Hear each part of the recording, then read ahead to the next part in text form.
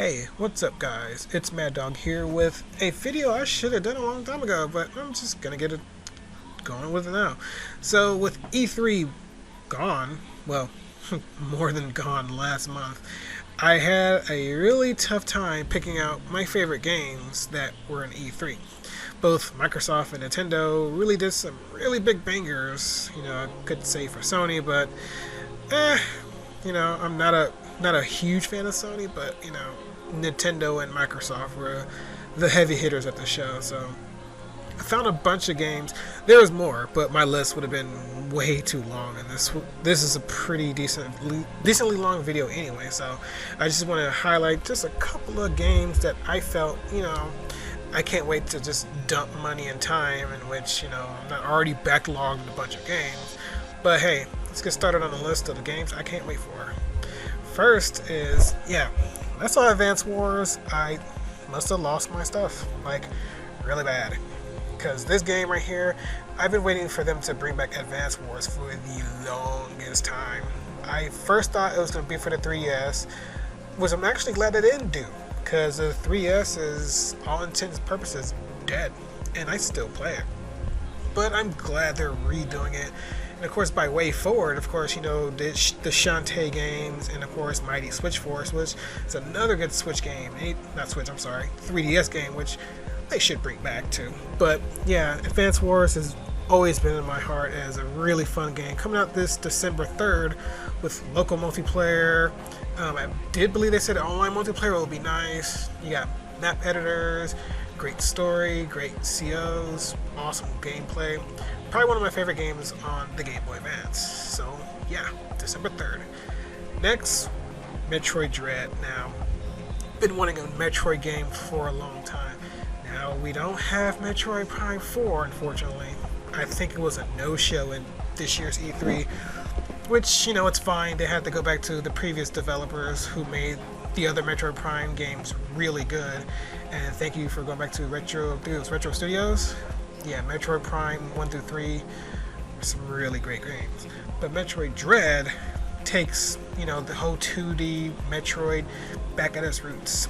So if you never played any of the 2D Metroid games, first off, what's wrong with you? Second of all, this game takes place right after Metroid Fusion.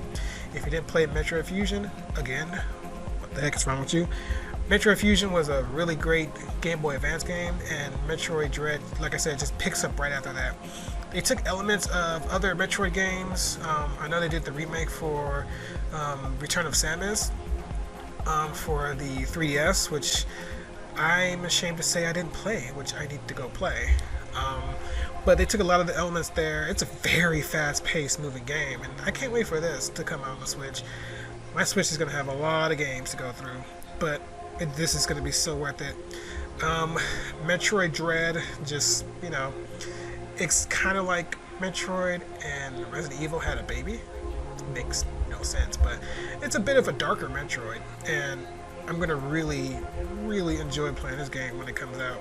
Like, I know we have to wait for Metroid Prime 4, unfortunately, but hey, we're going to have Dread just to keep us kind of hunkered down until we hear more news about Metroid Prime 4. So yeah, at least we get it this year in October. So next game. Now, Warioware is a game I haven't played in a while.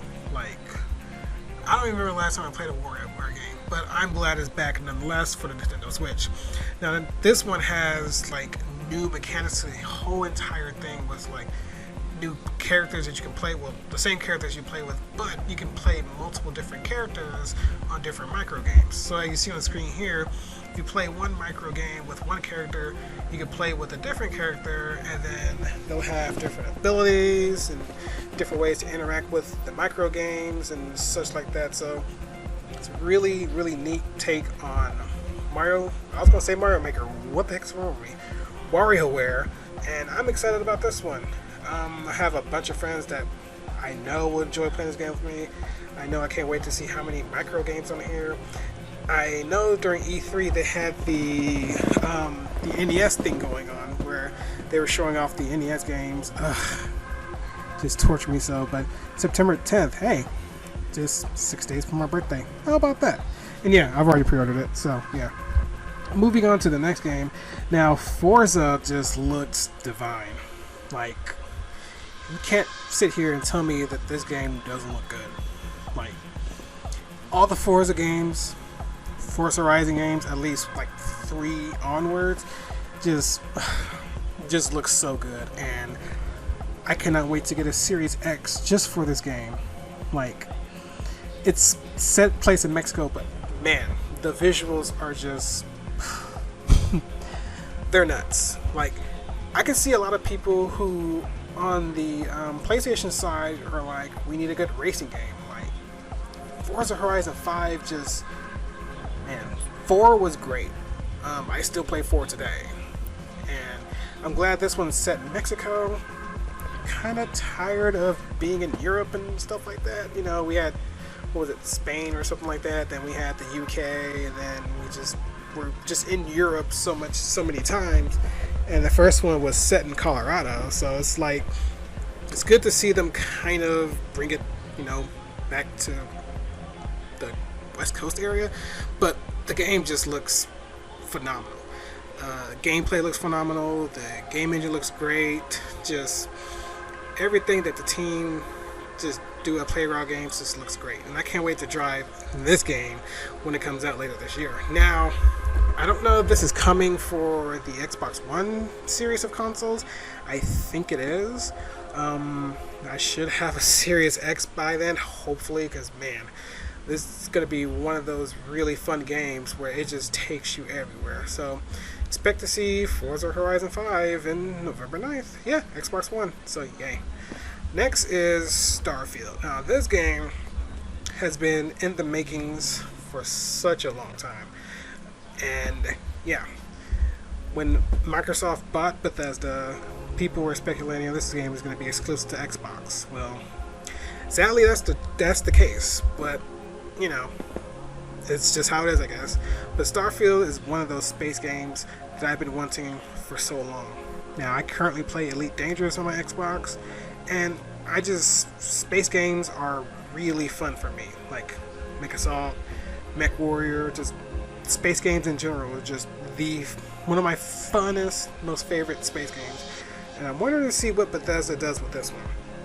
Now, the launch date is really funny because I saw comments of this video when they said they had the release date for Skyrim, and then had the release date for this one, and then the Elder Scrolls was like 11/22/33, which makes total sense because Elder Scrolls 6, it's too far away. So November 11th, 2022 is when you can expect this one to come out.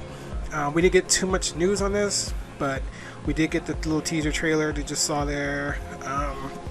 But yeah, I'm gonna speculate that maybe later this year, maybe sometime in November, we'll hear more about Starfield. But yeah, check out the website and see what's up with that. But yeah, on to Halo. Now, I'm glad they delayed Halo to the end of this year because it has been the butt of many jokes with Craig and stuff like that. It's been the butt of jokes, and I'm glad that they delayed the game because this game is looking pretty proper now. Halo's always been one of those mainstays. I remember at E3 with The Rock, and just sitting there with the original Xbox with Bill Gates, and just like, man, The Rock is endorsing this. This is pretty fun. And I remember playing my first game of Halo, and I've played almost every single Halo. You know, not the Halo Wars, haven't touched that, but Halo's been always one of those games where you need buddies to play and frag with. It's gonna be Halo. You know, I kind of wish they'd bring back Unreal Tournament. I know this is not the right time for that, but Halo Infinite is just one of those games where they're doing the right things, and by delaying the game, definitely doing the right thing, because before it was just too rushed, and people just, you know, they weren't confident that this was going to deliver. Now I think they're going to deliver really well. So hopefully Halo Infinite lives up to, you know, the legacy of Halo. We're going to see more of Halo, of course, before it releases this holiday. We have no solid release date besides it being holiday this year. And of course, it'll be on Xbox One, Xbox Series S and X, and of course PC. The cross progression is amazing. Just the new weapons, new vehicles. The customization is probably my favorite part. Just having that custom Spartan like for you. And this game is just gonna really just shine on Xbox. So hopefully they do a proper Halo. Halo 5 wasn't terrible. It definitely wasn't my favorite Halo. It was still good, but I hope the story will blow me away, because multiplayer was decent, but I want to see what happened in the story, because it's got to be more decent enough. So we'll see this holiday season for Halo. And next, last but not least, Microsoft Flight Simulator. Now this is the one game that's actually coming out extremely soon, but I unfortunately cannot play it, and man, I've played Microsoft Flight Simulator since the first one, and that just made me sound really old, because I did play the first one back in the early 90s. So Flight Simulator, of course, the debate on whether it's a game or not, you can make that call. It just looks amazing. Flight Simulator is always those games where you can just get in a plane and just go where you need to go. Go where you want to go. It's Flight Simulator. You can't go wrong with that. The game looks gorgeous. There's so many locales, using real geometry data, using Bing maps. Who uses Bing? But anyway, using Bing maps, and team at Asobo did a really good job with this game. It's had its downs with, performance and visuals and stuff like that on PC when it first came out, as with any game really. But as time went on, the game just really improved. I believe they're having a DLC for Top Gun. Yeah, they're having a DLC for Top Gun, so that's going to be really interesting to see. But of course, Flight Simulator will be out. It should already be out, if I'm not mistaken. And it's going to be a really interesting game to play, because I haven't played a Flight Simulator game in I don't know how long since I've been to play a Flight Simulator game, But I'm excited just to pick up this game and just jump in and fly, because I love me some planes. So, okay, July 27th. So we got about 5 more days from the time I'm shooting this video. This won't go out for another couple of days. And of course, as I'm saying the DLC, I forgot that it's in the video right here. So here's the Top Gun DLC, which is one thing I'm really excited about. Like, the movie Top Gun is great. Love Top Gun. Of course, I was extremely young when it came out and still loved it.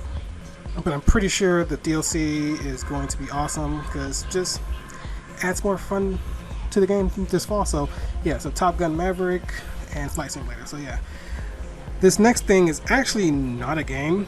I just thought it'd be funny just throwing it in, because it's probably one of Xbox's most rated videos during E3, which was pretty funny, and I'm totally getting one, because if I can't get a Series X, I can at least find a place for my drinks and other knickknacks and such to sit. So yeah, the Series X fridge is pretty. I didn't think they were gonna do it. They're really serious, but when they won that contest on Twitter, yeah, I guess they're pretty much in it. So yeah, anyway guys, I'm gonna wrap up this video. Hope you guys enjoyed my picks of E3. What is your favorite games from E3? What are you looking forward to? Drop those delicious comments down below, and I will catch you guys in the next video. Peace.